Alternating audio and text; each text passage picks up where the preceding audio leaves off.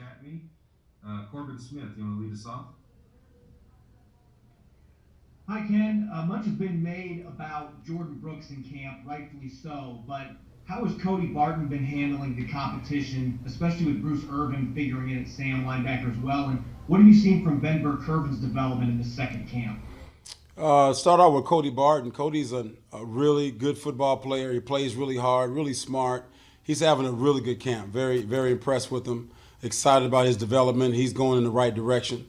Ben Burke-Irvin as well. Same year, same toughness, same smarts. The guy has really good ability. But again, that's really good depth. There's one position on our team has a lot of depth. It's that linebacker position.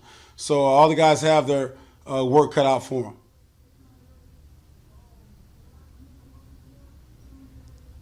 Michael Sean, you have a question? Ken, have you guys had discussions about Jacob Blake and police violence among yourselves? And if so, how have those conversations gone? How would you kind of describe those went? You can't help but discuss, all the things that are going on. There's no question it's very emotional for everybody. A lot of us live this life every day. But at the same time, we're very concerned about actions, very concerned about voting, doing the things that we can control, about how we can respond. And I think the main thing people are talking about is action and voting and handle the things we can control.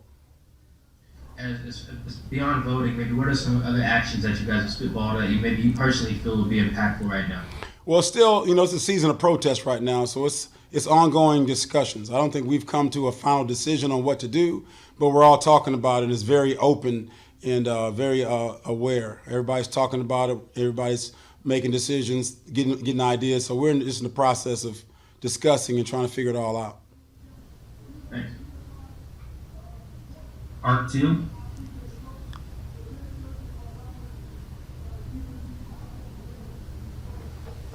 Ken, along the same lines, you've been around for a lot of history with the intersection of sports and race, from Muhammad Ali up through the NBA players forcing Donald Sterling out as an owner back in 2014 to now. And I'm wondering, what do you tell young black Seahawks about their questions about rising up on the shoulders of those who've gone before? The main thing for me, in my experience, it's really good for the guys to ask questions. It's really good for the guys to get informed and know the issues, know what's going on. A lot of times we get so caught up in our world that we don't realize what's going on outside of our world. Now is a time different than the time when I was playing, that everybody's involved. It affects everyone, inside of sports, outside of sports, at home. Everyone's talking about it, and now there's this platform that we're all using. So the main thing for me is for the guys, know what you're talking about, get the information, and then organize together and make a really good decision about what you want to do, and then do something. Do you try to share your own personal experience if you've had a crossroads moment like this? Oh, there's no question. I think it's all of us who have lived the life and have the black experience certainly have certain situations and behaviors and things that we've come across. But for the younger guys, the fact that they care, the fact that they're interested, the fact that they want to act is so moving and so important for us to see that.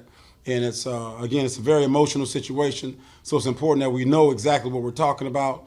And again, watching the guys want to get involved, it's really good to see.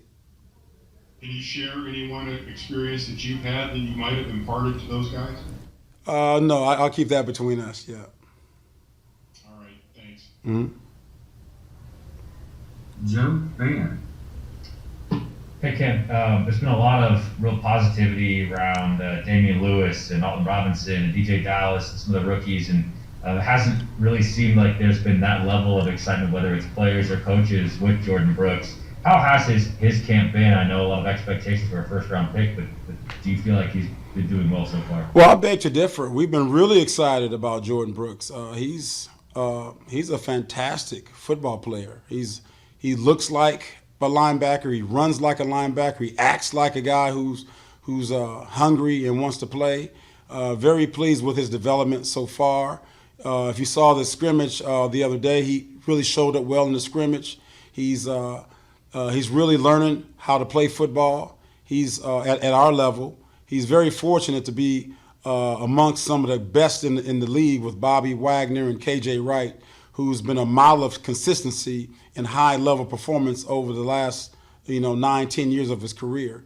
So at the same time, he's got a lot to give. He's got a lot of growing to do, but he's so fortunate to be around these types of pros. It's important for a young pro to set a really good, strong foundation early in his career so he can last and have a really good, strong career. And he's been very fortunate to be around the right people. Is there a trait that's maybe popped in camp that either you were hoping to see or maybe even surprised you not having any OTAs or mini camps with him?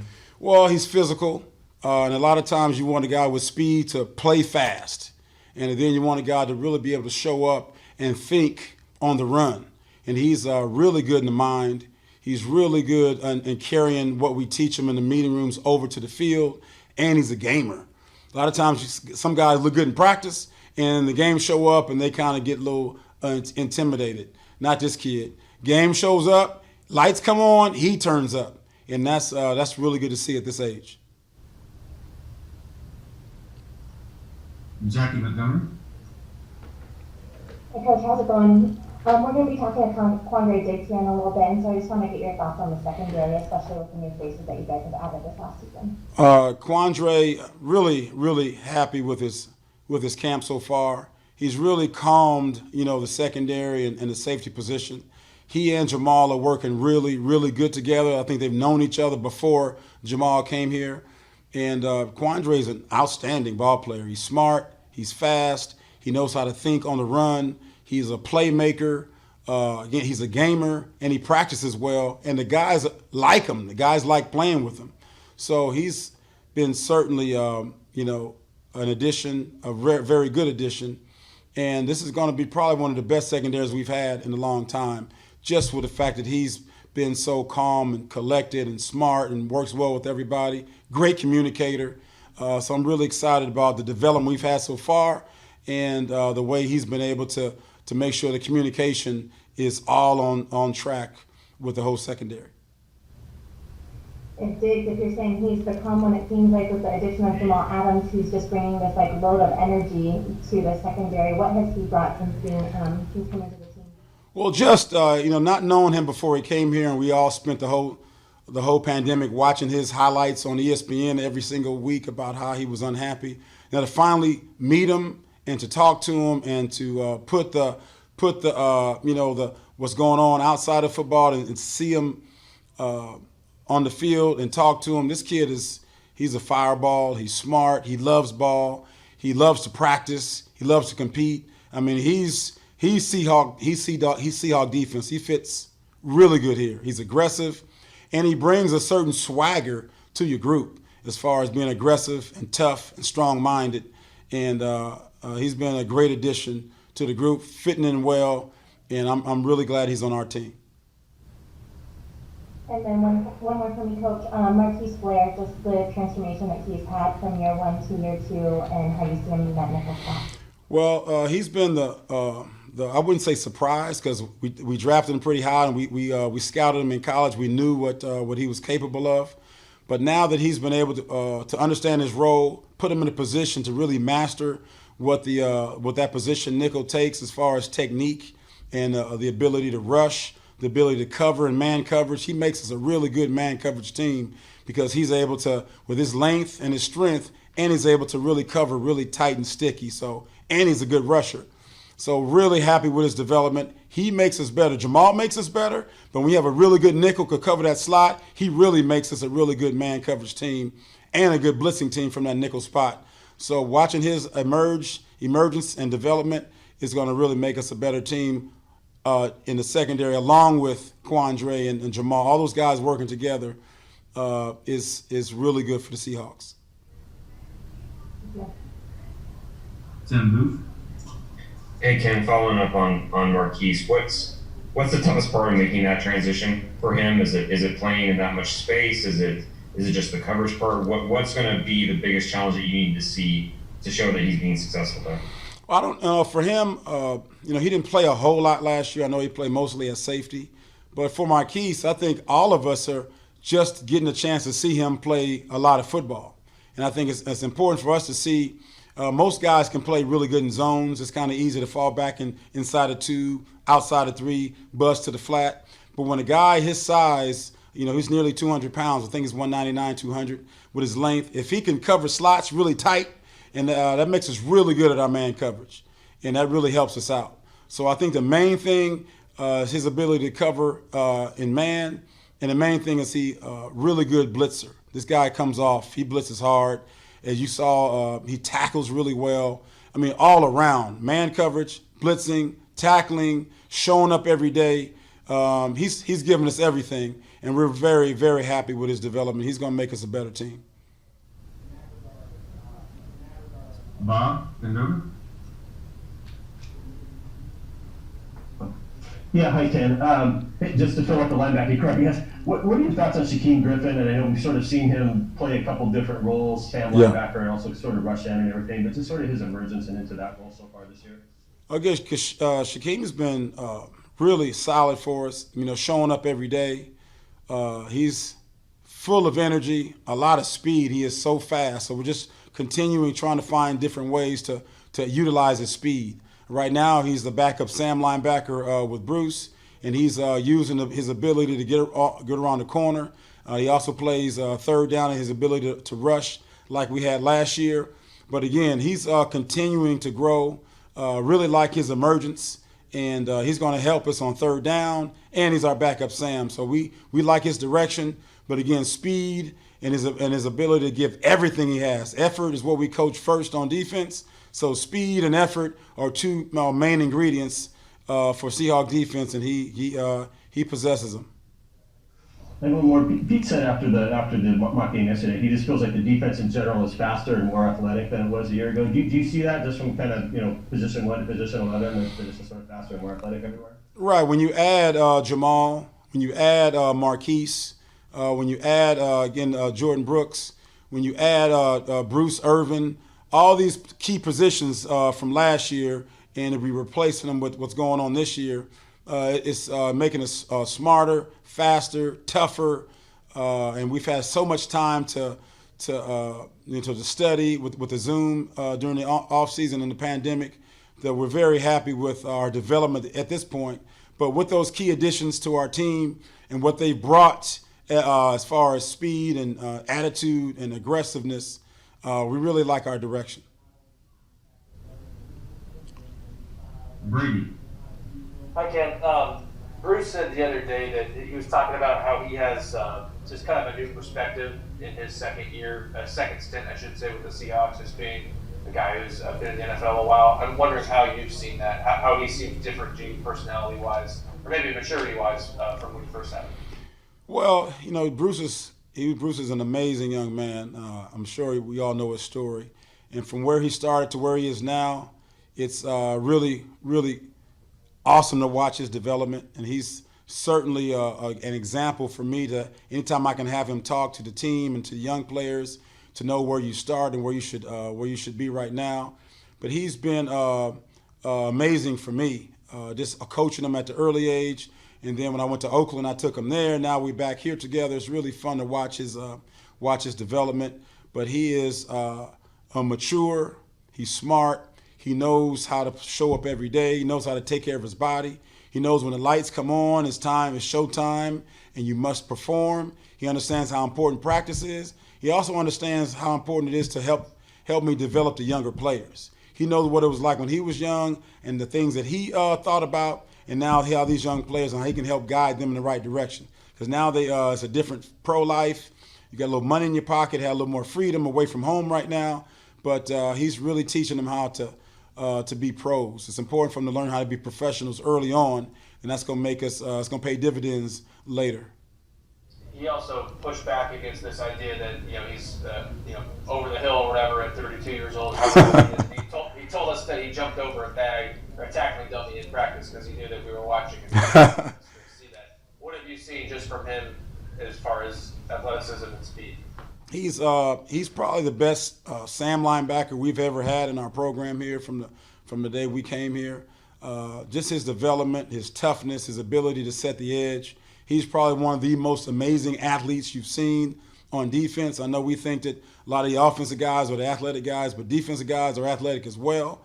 Going back in his history, he's played safety, he's played linebacker, he's played D-line.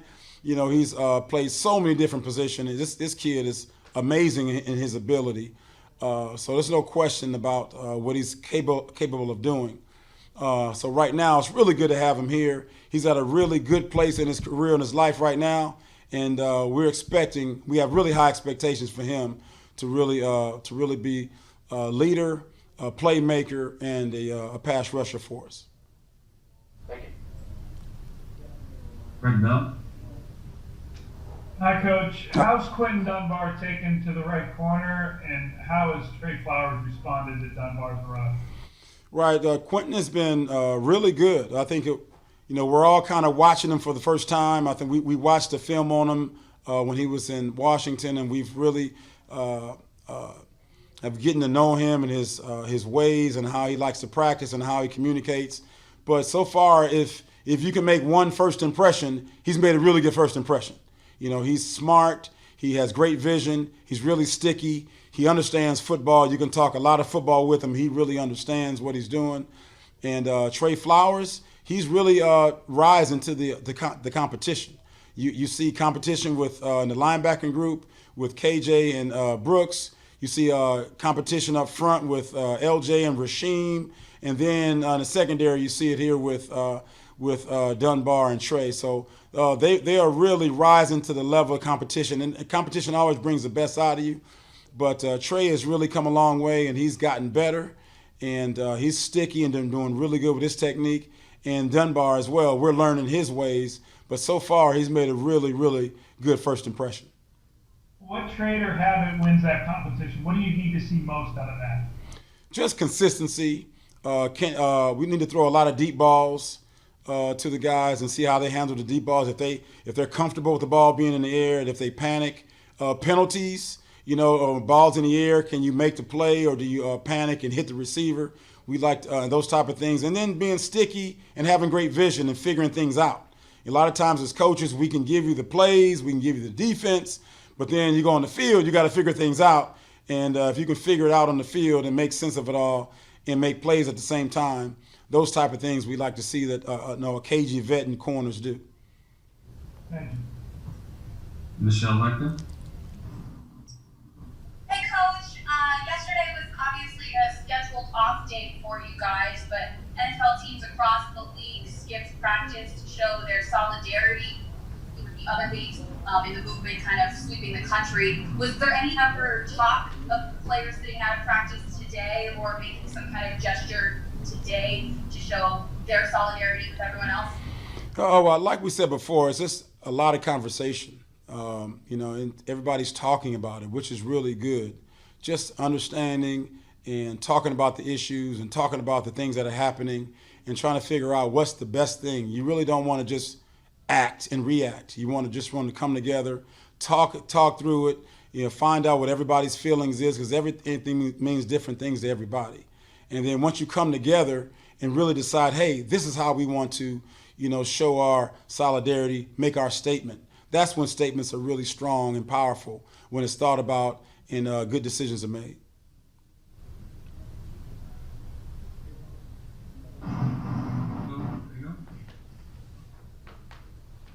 Oh, thank you. Appreciate it. I wanted to ask, Coach, if this looks to be a really talented secondary, in your experience in time, where would you rank this group that you're coaching this year in terms of talent and how good they can be? Well, it's hard to tell. You really don't want to rank on what they can do. You kind of want to rank on what they actually do. So the jury's still out on what exactly they can accomplish. There's a lot of football left. We have a lot of games to play. They're going to have a lot of opportunities to show how good they are. It's one thing to talk about it. It's another thing to go out and make plays and be about it. And it's really important for them to understand, our history here and how strong our secondary has been. And now it's important for them to step up and make their statement about who they are and just how good we're going to be back there. Coach Ken, thank you very much. Thank you, guys. Good to see everybody. Thank you. Appreciate it. Thanks, Coach. Thank you.